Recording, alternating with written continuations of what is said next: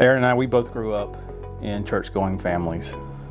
We were introduced to the idea of giving, but however, it was not something that was pushed at home for us. So we got married while I was still in college, senior in college. We didn't feel like we could give. We couldn't afford to give, and plus we really didn't have a steady church home at that time in order to give to. We have one that we visited, but not one that we really called home.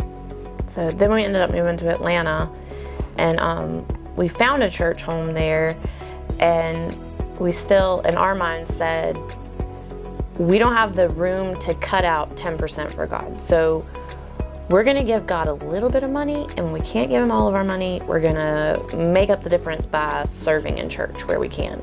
A real turning point for us came when God gave a very visual, tangible display of his faithfulness to us.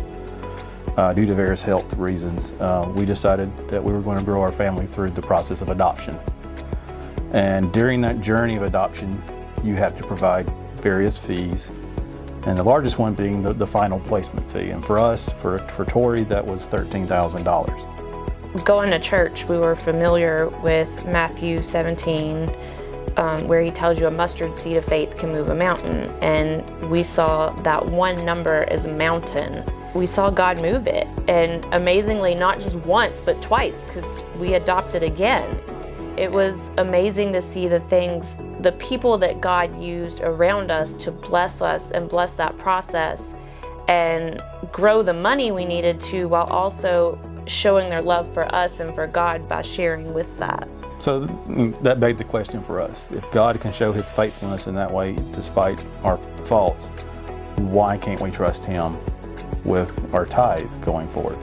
He provided and took care of us. And sometimes when we get to the end of the year and we see a giving statement and there's a number on it and you go, God, do you know what I could have done with that money? And we don't give God the credit for what God did with that money. Yeah, but in those moments we have to remind ourselves, that's not our money. That was his money to begin with. It belonged to him. We're just stewards of that money. And we just continue on to lean onto him. We still have to walk by faith in our budget. There's still bumps in the road. Things still come up, but he hasn't failed us yet. One of the things that we talked about a lot was that you're not supposed to test God. Like even Jesus tells the devil, do not test the Lord your God. But God says, give it to me and see what happens. And so the Aaron version of that is, give what I asked you to and see what happens. I dare you to try it.